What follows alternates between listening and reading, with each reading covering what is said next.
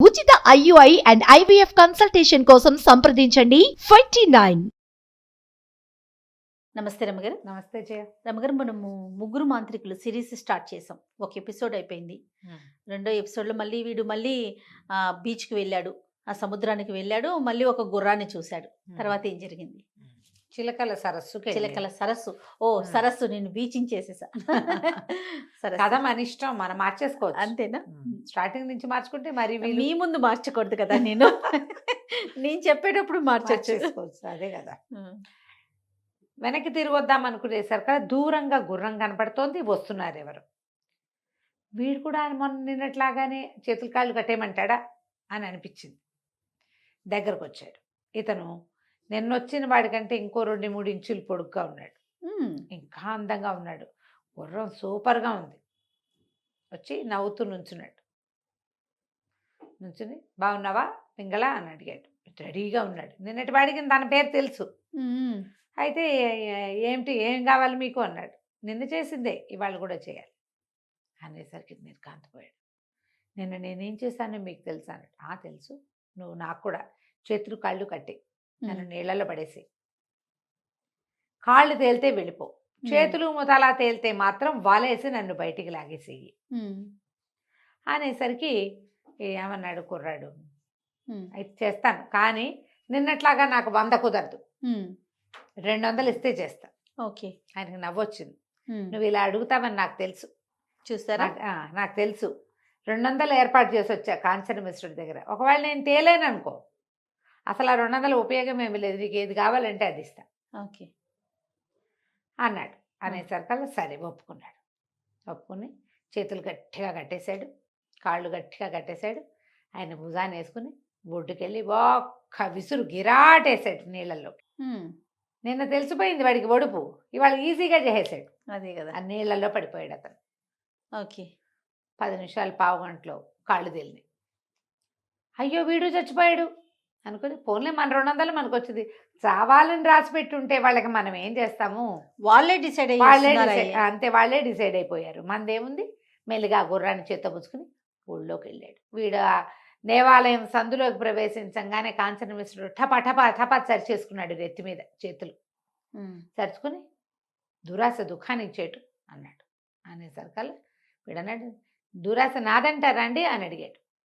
పెంగళుడు అడిగేసరికల్లా ఆయన అన్నాడు, నీ దురాశ కాదు, వాళ్ళకి ఎన్నున్నా చాలక చచ్చిపోవడానికి కూడా సిద్ధమయ్యి ఈ పని చేయబోయారు. అయినా నీకు దురాశే. నిన్న 100 తీసుకున్నావు, ఇవాళ 200 తీసుకుంటున్నావు. నువ్వు నీకు మొదలైంది నాశనం. ఈ ఊహ అసలు రానేయకూడదు. వాళ్ళంతటి వాళ్ళు చెప్తే నాదే తప్పంటారేంటండి అన్నాడు. నీ తప్పంటల్లా, కానీ దురాశ దుఃఖానికి చేటు. వాళ్ళు చూడు చచ్చిపోతున్నారు, నువ్వేమవుతావో రేపొద్దున. జాగ్రత్తగా ఉండు, ఎవరితో చెప్పద్దని 200 వేసి చేతులు పెట్టాడు. మళ్ళీ మరి ఆ గుర్రాన్ని తెచ్చిన వాడికి 200 ఇవ్వాలి, అది లెక్క. ఓకే, బాగుంది. డబ్బులు పుచ్చుకుని ఇంటికి వెళ్ళిపోయాడు. సాయంకాలం అన్నయ్యలు వాడు ఇద్దరు అందరు కలిసి రొట్టెలు గిట్టెలు స్వీట్లు గిట్లు చేసు తిని తలా కాస్త ద్రాక్ష సవం తాగాక అన్నయ్యలు ఇద్దరు వీధుల్లోకి వెళ్ళిపోతే వీడు 200 సంచి ఎత్తి వాళ్ళ అమ్మ ముందు బోర్లిచ్చాడు. అమ్మ తెల్లపోయింది. నాయన ఏమిట్రా ఇది, ఇదేం గోలరా, అక్కడికి వెళ్ళొద్దని చెప్పాను కదరా నీకు, ఇవాళ కూడా వాడు ఎవరైనా చచ్చిపోయాడని నీ చేతిలో అంది. అవునమ్మా, ఆయన ఇంకా అందంగా ఉన్నాడు, ఆయన గుర్రం ఎంత బాగుందో, ఆయన బట్టలు ఎంత బాగున్నాయో, నేనేం చేయను వాళ్ళు అడుగుతుంటే. పైగా మన 1-2 సంవత్సరాలు హాయిగా తినడానికి సరిపడా డబ్బిస్తున్నప్పుడు ఎందుకు కాదనాలి? నా అంతటి నేనేమీ చేయటల. ఆఖరికి తాడు కట్టేటప్పుడు ఆయనకి నా గోరు కూడా గీసుకోవట్లా. వాళ్ళే చచ్చిపోవడానికి సిద్ధపడ్డారు. వాళ్ళమ్మ కాళ్ళు గడ్డలు పట్టుకు బతిమలాడింది. నువ్వు చిలకల సరస్సులోకి వెళ్ళొద్దు. ఇట్లా రోజుకొకడు చస్తే వాళ్ళ శవాలు చూస్తే ఎవడు పడేశాడని వస్తే నువ్వే వెళ్ళావని సాక్ష్యం ఎవరన్నా చెప్పారంటే కొంప మునిగిపోతుందిరా. అంతేకాదు, డబ్బుకి డబ్బు సరే, రెండోది అన్నయ్యలకు తెలిసినట్టు డబ్బు ఎత్తుకుపోతారు. అది అదికే పోతుంది, నీకు నువ్వు పోతావు. వద్దురా నాయన అని తెగ బతిమలాడింది. సర్లే అమ్మ వెళ్ళంలే, డబ్బులు దాచిపెట్టాను. వాళ్ళమ్మ గోయి తీసి ఎక్కడో పాతి పెట్టేసింది డబ్బులు. ఇప్పుడు 200 అవసరం లేదు, ముందున్న 100 ఉంది, అందులోంచి 4 బిళ్ళలు తీసి బయట పెట్టుకుంటే నెల గడిచిపోతుంది, కొల్లలు ఆ డబ్బే. సరే ఏమైంది, మర్నాడు పొద్దున బయలుదేరాడు. వీడికి సగం దూరం వెళ్ళాక అనిపించింది, ముచ్చటగా 3వసారి చూద్దాం చూసారు ఆశ. అందుకని మళ్ళీ చిలకల సరస్సు వైపుకి బయలుదేరాడు. చూసి చూసి వీడికి ఒక్క చేప కూడా పడలేదు, కానీ గుర్రం శబ్దం మాత్రం దాని మీద దృష్టి ఉంది వీడికి, ఏదైనా వినపడుతుందా అని చూస్తున్నాడు. పదే పదే వలేసి ఇది వెనక్కి తిరిగి చూస్తుంటే ఏముంటుంది, వల్ల పడతాయి చేపలు, శ్రద్ధగా ఉండద్దు. శ్రద్ధ లేదు వీడికి, ఎవరన్నా వస్తున్నారేమో చూసి చూసి చూసి చూస్తే చివరికి సాయంకాలం అయిపోతుండగా ఒక ఆయన వస్తున్నాడు. గుర్రం మొత్తం చూసుకున్నాడు. అసలు ఈయన ఎంత బాగున్నాడో, బలశాలి, చాలా బ్రహ్మాండంగా ఉన్నాడు. రెండోసారి వచ్చిన ఆయన తన పేరు అనురూపుడు అని చెప్పాడు. ఈయన చెప్పాడు, నా కోసమే వేచున్నావు కదా నువ్వు అని అడిగాడు. అడిగి నిన్న మొన్న ఏం చేసావు అన్నాడు. ఏం చేస్తానండి, వాళ్ళు ఎవరో ఇద్దరు వచ్చారు, మండనుడు అనురూపుడు, వాళ్ళిద్దరిని అందులో పడేశాను, వాళ్ళ గుర్రాలు తీసుకెళ్ళి ఇచ్చి డబ్బులు తెచ్చుకున్నానండి అంటే. ఇప్పుడు కూడా అదే చెయ్యి, నా చేతులు కాళ్ళు కట్టి నన్ను పడేసి, ఒకవేళ నేను పైకి రాపోతే నువ్వు గుర్రాన్ని పట్టుకెళ్ళి 300 తీసుకో, నీ జీవితం గడిచిపోతుంది. కానీ ఇది నువ్వు తప్పనిసరిగా చెయ్యాలి. దీంతో ఆఖరు, నేను గనక పైకి రాకపోతే రేపు నీకు ఎవ్వరూ రారు, ఇదే నీకు దక్కేది. నేను పైకి వస్తే నీకు ఇంకా చాలా దక్కుతాయి. ఇంకేం దక్కుతాయి నా బొంద అనుకున్నాడు వీడు. పైకి వస్తే ఇంకేముంది, వాళ్ళ పని వాళ్ళు చేసుకుని వెళ్ళిపోతారు. సరే, ఏం చేశాడు, ఈయన పేరు ఏంటంటే పద్మపాదుడు ఇతని పేరు. ఈ పద్మపాదుడికి చేతులు కాళ్ళు కట్టేసి భుజాన్ని వేసుకుని ఒక్క గిరాట వేసాడు నీళ్ళల్లోకి. వేసేసి, ఎందుకు ఇక్కడ నుంచోటం, చేతులు కాళ్ళు కట్టేసి చెరులో బారేస్తే ఎవడైనా లేస్తాడండి, వేస్ట్ అని చెప్పేసి వెనక్కి తిరిగేశాడు. నేల మీద ఉన్న వాళ్ళ ఇది తీసేసుకుని గుర్రాన్ని నడిపించుకెళ్ళిపోయాడు ముందుకి. కేకలు వినిపించినాయి, పింగళ పింగళ, నన్ను రక్షించు, నన్ను రక్షించు అని. వెనక్కి తిరిగి చూస్తే ఇంకేముంది, ఆ నీళ్ళలో మునిగిపోయి పడిపోయిన పద్మపాదుడు పైకి లేచి కేకలు పెడుతున్నాడు. అంటే ఇతను బ్రతికాడు. అక్కడి నుంచి ఏం చేశాడు, వీడు పరిగెత్తుకుంటూ దగ్గరికి వెళ్ళి ఎట్టలాగాలి, వలయ్యి వలయ్యి, నేను వచ్చేస్తానని నేను కేకలేశాడు. ఆయన నీళ్ళల్లో పడ్డం ఆలోచించారు, కానీ ఒకవేళ తేలితే ఎట తీయాలనేది ఐడియా లేదు. అక్కడి నుంచి వలేసి లాగాడు. లాగి ఆ పద్మపాదుని ఒడ్డుకు చేర్చి ఆయన రెక్కలు పుచ్చుకొని లేవదీసి, కాళ్ళు కట్టేసి ఉన్నాయి, అంతేగా కాళ్ళు చేతులు కట్టేసి ఉన్నాయి కదా, చేతులు విడిపించుకున్నాడు, కాళ్ళు మాత్రం కట్టేసే ఉన్నాయి. అక్కడి నుంచి ఆ చేతులు మాత్రం ఆయన చేతులు ఖాళీగానే ఉన్నాయి. లేవ తీసుకొచ్చాడు, కాళ్ళు ఊడదీశాడు. తీరా చూస్తే ఆయన చేతిలో 2 మొసలి పిల్లలు ఉన్నాయి. కాళ్ళు తాళ్ళు ఊడదేయంగానే ఆయన గబగబా లేచి తన గుర్రం దగ్గరికి వెళ్ళి గుర్రాన్ని మెళ్ళలో ఒక సంచి తగిలించింది. ఆ సంచిలోంచి ఒక గాజు సీసా లాంటిది తీసాడు, ఒక ఏమనాలి దాన్ని, బీకర్ లాంటిది అనుకో. అందులో ఈ 2 మొసలి పిల్లల్ని వేసేసి, చిన్న చిన్నవి ఇంతంత మొసలి పిల్ల అంటే క్రొకడైల్, బేబీ క్రొకడైల్స్, ఒక బిరడా పెట్టేశాడు. పెట్టేసేసి సంచిలో పెట్టాడు. ఆశ్చర్యపోయాడు. అయితే నాకు 300 రావా అని అడిగాడు. అడగగానే ఆయన అన్నాడు, 300 ఏమిటి, కోట్లు, 1,00,000 కోట్లు ఇస్తాను నీకు, ఏది కావాలంటే అది ఇస్తా, ఎప్పుడు ఊహించినంత డబ్బులు ముంచెత్తేస్తా నేను. ఇవాళ నీ వల్ల నేను సాధించవలసిన ఒక అద్భుతమైన విషయానికి సహాయం దొరికింది నాకు అనేసరికి, అది కాదండి, నిన్న మొన్న వచ్చిన వాళ్ళు మీరు ఒకేలా కనపడ్డారు, కొంచెం అందంలో తేడాలు ఉన్నాయి కాస్త, కానీ ఒకటే పోలిక, మీ గుర్రాలు కూడా ఒకేలాగా ఉన్నాయి, మీ ముగ్గురు ఒకే కోరిక కోరారు. అసలు ఏమిటి ఈ కోరిక, ఎందుకు ఈ నీళ్లలో పడిపోవటం ఏమిటి, వాళ్ళిద్దరు ఎందుకు చచ్చిపోయారు, మీరు ఎటా బతికొచ్చారు, మీరు 2 మొసలి పిల్లలు తెచ్చారు, వాళ్ళు ఎవరు, అవేమిటి, ఎందుకు తెచ్చారు, వాటి కోసమైనా మీ అన్నయ్యలు చచ్చిపోయింది, పైగా అక్కడ డబ్బులు ఎటా ఇప్పించారు నాకు అన్నీ అడిగాడు. అడిగేసరికి ఆయన అన్నాడు, నీకు చెప్తాను, నీకు చాలా అనుమానాలు ఉన్నాయి, ఇది తీర్చవలసిందే. మా నాన్న మహా గొప్ప మంత్రవేత్త, మేము 4 కుమారులం, అందులో మేము మొదటి వాళ్ళ 3 మాంత్రికులం. మేము మా నాన్న దగ్గర మంత్రవేత్తలు, మహామంత్రవేత్తలు, 3 మాంత్రికులం. మేము 3లో 2 నువ్వే చంపేశావు, ఇక్కడ 3వ వాడిని నేను. 4వ వాడైన కాంచన మిశ్రుడు మంత్రాల జోలికి రాల, అతన్ని ఇక్కడ వ్యాపారానికి పెట్టేశాం. మేము 3 చాలా అద్భుతంగా మంత్రశాస్త్రం నేర్చుకున్నాం. అయితే మా నాన్న తన తాలూకు మంత్రశాస్త్రాలన్నీ మాకు అన్నీ నేర్పించాడు, మాంత్రికులుగా ఉన్నాం మేము.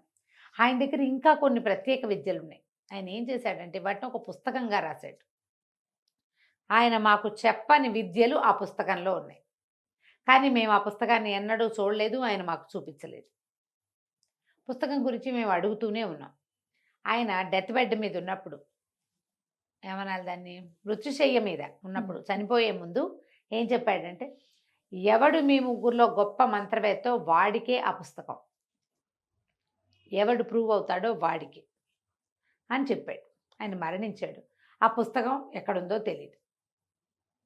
తెలుస్తుంది పెళ్ళిగా, మేము తెలుసుకోగలుగుతాం. కానీ నాకు కావాలంటే నాకు కావాలి అని కొట్టుకోవటం మొదలుపెట్టాం.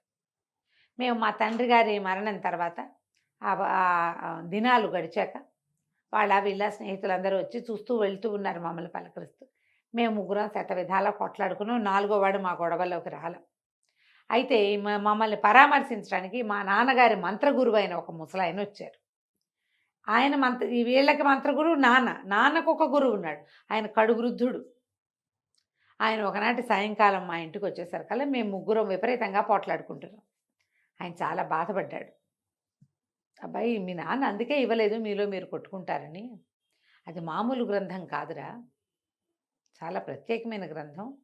ముందు మీ శక్తులు ప్రూవ్ చేసుకోండి అని చెప్పాడు. ఏం చెయ్యాలి దానికి? ఏం చేయాలంటే, మహామాయుడు అనే ఒక అద్భుతమైన మంత్రవేత్త ఒక ఆయన ఉన్నాడు పురాతన కాలంలో. ఆ మహామాయుడిని ఒక చోట సమాధి చేశారు. భల్లూక పర్వతంలో సమాధి అయ్యాడు అతను. భల్లూక పర్వతం దగ్గర ఒక సరస్సులో. అతని సమాధిలో 4 ప్రత్యేకమైన వస్తువులు ఉన్నాయి. ఎవరు ఆ వస్తువులు తెస్తారో వాడిది ఈ పుస్తకం అని చెప్పాడు. ఎట్లా తేవాలి, వాటిని ఎట్లా సాధించాలి, అది ఎక్కడుందో ఎవరికీ తెలియదు. అందులోకి ప్రవేశించడానికి మహామాయుడికి 2 శిష్యులు ఉండేవాళ్ళు. మహామాయుడు చనిపోతూ వాళ్ళని 2 మొసలి పిల్లలుగా మార్చి చిలుకల సరస్సులో పడేశాడు. ఓకే. చిలుకల సరస్సులో నుంచి వీళ్ళని పట్టుకుని అప్పుడు వాళ్ళ ద్వారా మహామాయుడు సమాధిని తీసుకోవాలి.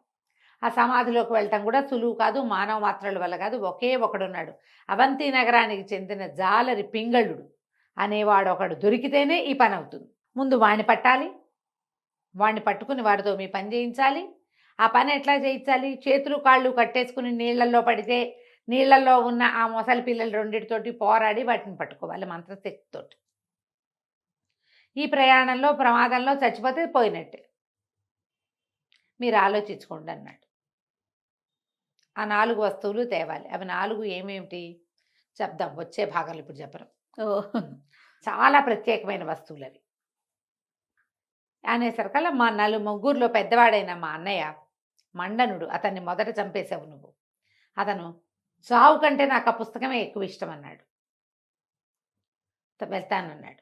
తర్వాత మేమిద్దరం ఆలోచించుకున్నాం, ఒకవేళ కనుక వీడు కానీ పోయాడు అనుకో, అప్పుడు ఈ ప్రయత్నంలో వీడిపోతే అప్పుడు మళ్ళీ మన ఇద్దరం ఉన్నామా? పుస్తకం ఉందా? అవును. సరే, ముగ్గురం బయలుదేరదాం అనుకున్నాం.